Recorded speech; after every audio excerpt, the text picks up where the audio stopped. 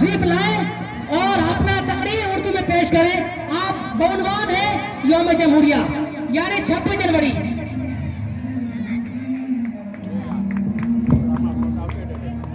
رخسار Parveen mic پر.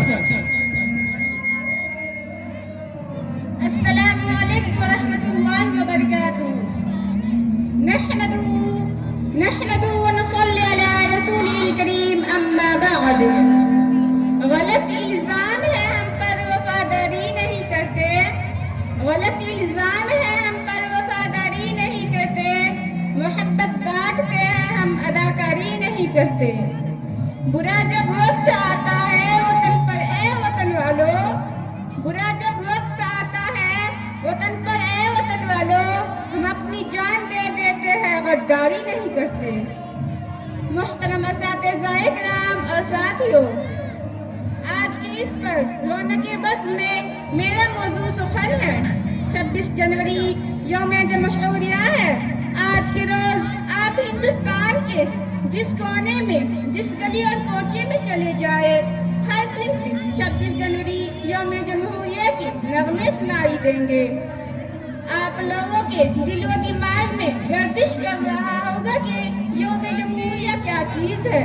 تو سنیں، آج سے کچھ سالوں پہلے ہمارا ملک ہندوستان تین کے تورے اور من کے کائے یعنی انگریزوں کا غلام تھا. انگریزی پارلیمنٹ نے 1935 میں ایک دستور کیا اور پورے ملک میں نافذ کر دیا.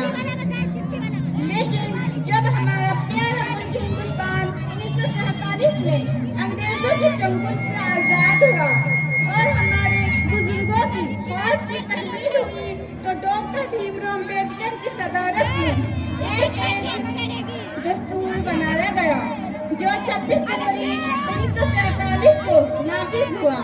اسی دستور نے جمہوریت کو 4 ستون پر قائم کیا ہے. نمبر 1 پارلیمنٹ، نمبر 2 سرکار، نمبر 3 کورٹ، نمبر 4 میڈیا. اراکین پارلیمنٹ ہمارے ملک کی ترقی کے فکر میں ہے یا نہیں؟ سرکار اپنی ذمہ داری نبھا رہی ہے یا نہیں؟ اولیاء اپنا فرض منصبی ادا کر رہی ہے یا نہیں؟ اور آخری بات یہ ہے کہ میڈیا اپنے منصب کا خیال کرتے ہوئے اپنی ذمہ داری نبھا رہی ہے یا نہیں؟ اگر یہ چاروں ستون مضبوط ہے اور اپنے فرائض انجام دے رہے ہیں تو سمجھے ملک کی جمہوریت محفوظ اور مضبوط ہے، ورنہ زوال اس کا مقدر بن چکا ہے. اس شعر کے ساتھ میں اپنی بات کو ختم کرنا چاہتی ہوں. وطن سونے کی چڑیا ہے مگر وہ خاک کر دے گا.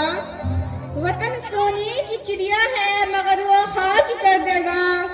زمین ہند کے ہر ذرے کو وہ ناپاک کر دے گا.